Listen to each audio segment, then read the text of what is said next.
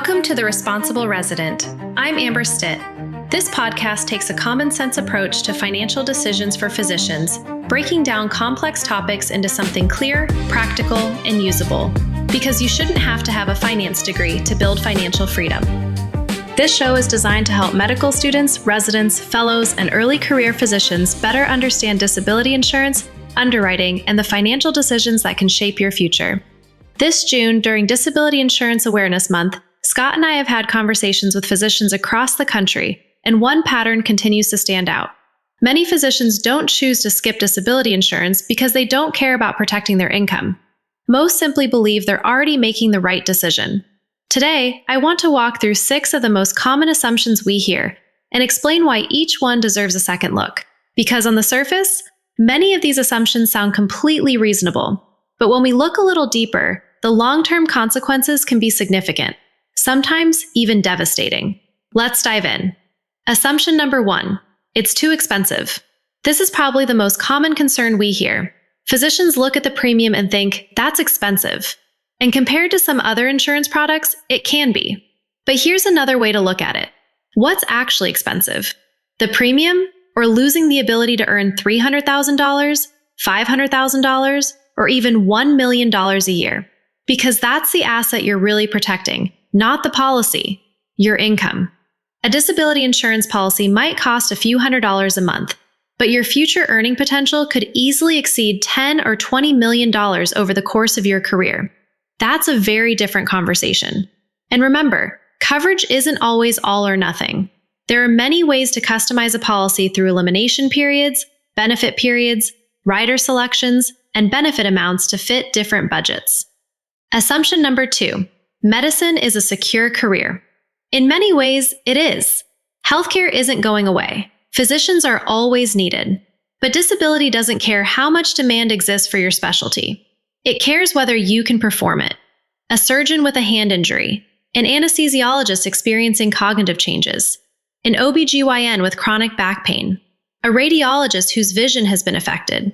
These aren't unusual stories. They happen every year.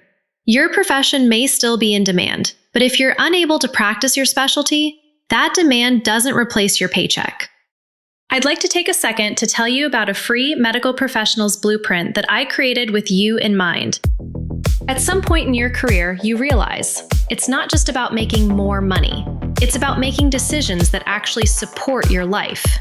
That's exactly why I created the Pathways Perspective for Physicians. It's a simple, non-technical framework to help you think through your career, your money, your risk, and how everything connects as your life evolves. You shouldn't have to have a finance degree to build financial freedom. You don't need to have everything figured out. You just need a place to start. You can download the free Medical Professionals Blueprint at stittstrategies.com/blueprint. Assumption number 3, I already have group coverage. This may be the single biggest misconception Scott and I encounter at MD Disability Quotes. A physician tells us, my employer provides disability insurance, so I think I'm covered. And honestly, that's a reasonable assumption. If your employer tells you they offer disability insurance, why wouldn't you believe you're protected? Here's the important distinction. Group disability insurance isn't bad. But group disability insurance and individual disability insurance were designed for different purposes. Group coverage often provides a foundation of protection for an entire workforce. Individual disability insurance is designed to protect your specialty, your income, and your career. Those are very different objectives. This June, one of the biggest themes we've noticed in our conversations with physicians is that many who decide not to purchase an individual policy are relying almost entirely on their employer's group disability plan. What many don't realize is that those plans often have limitations they haven't reviewed yet. For example, many employer-sponsored group plans replace only a portion of your income, have monthly benefit caps that become more noticeable as physician income increases, may only provide taxable benefits if your employer pays the premium. Most group plans use a more restrictive definition of disability. And the worst one is that they may force you to file for Social Security disability And if denied, you would have to appeal. And if they find out you are still not Social Security eligible and that you are able to do any job, they may not pay. And the fact that your group plan often doesn't follow you if you change employers becomes increasingly important throughout your career. Physicians change jobs. They complete residency, join hospital systems, leave hospital systems, become partners, open private practices, accept academic positions, take locums assignments, start consulting businesses. Your career evolves. Your group disability insurance probably will not. One thing Scott and I have learned over the years is that many physicians don't discover these limitations until they're negotiating a new employment contract, or worse, after experiencing a health event. By then, your health, not your income, is what determines whether you can still qualify for individual disability insurance. That's why we encourage physicians to understand what they already have before assuming it's enough. Sometimes employer coverage provides exactly what someone needs. Sometimes it leaves meaningful gaps. The important thing isn't guessing, it's knowing. So here's one question worth asking yourself. If I changed jobs tomorrow, would my disability insurance change too? If the answer is yes, it may be worth learning what your options are while your health still gives you the flexibility to choose. Assumption number 4, I don't fully understand it. Honestly, this one is fair. Disability insurance contracts can be complicated. Definitions matter. Residual benefits matter.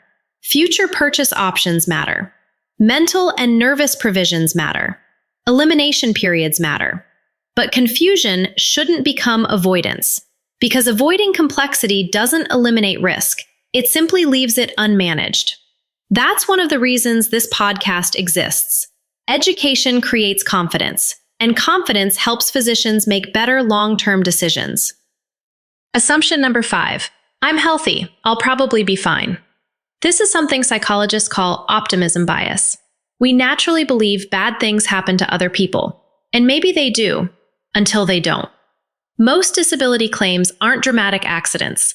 Many involve cancer, autoimmune diseases, neurological disorders, back conditions, mental health conditions, pregnancy complications, chronic illness.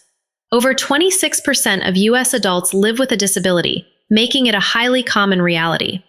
According to the Council for Disability Awareness and the CDC, roughly 30% of working Americans will experience an illness or accident that keeps them out of work for 90 days or longer before retirement. Health today doesn't guarantee insurability tomorrow, and that's one of the most overlooked realities in disability insurance. Assumption number 6, I'll handle it later. Life gets busy. Residency, fellowship, marriage, kids, moving, job offers, loan repayment. There's always another priority, so disability insurance becomes something you'll look into later. But later can become more expensive or unavailable altogether because underwriting evaluates your health when you apply, not when you intended to apply. A new diagnosis, an MRI, a medication, a surgery, an anxiety diagnosis, a DHD treatment, back pain. All of these can influence future underwriting decisions, sometimes permanently. One of the hardest conversations we have is with physicians who now understand the value of disability insurance, but no longer qualify for the coverage they could have obtained just a few years earlier. Some final thoughts. Here's what I hope you remember from today's episode. Not purchasing disability insurance is still a decision. Sometimes it's an intentional decision. Sometimes it's based on the assumption that employer coverage will be enough. Sometimes it's simply because life got busy. Whatever the reason, the important thing is making that decision with a clear understanding of what your current coverage does, and just as importantly, what it doesn't do. The goal isn't fear. The goal is awareness.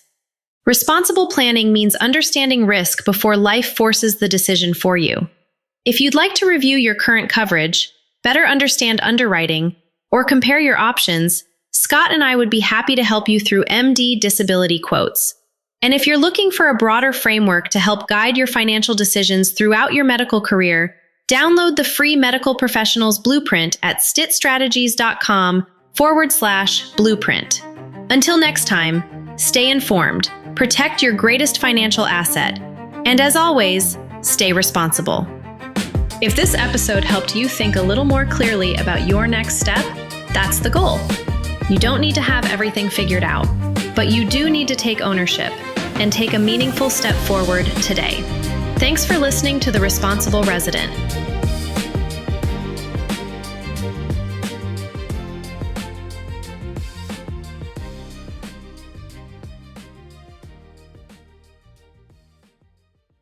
As a reminder, this podcast is for general educational purposes only. It is not legal, tax, or individualized financial advice, and coverage options will vary based on your personal situation.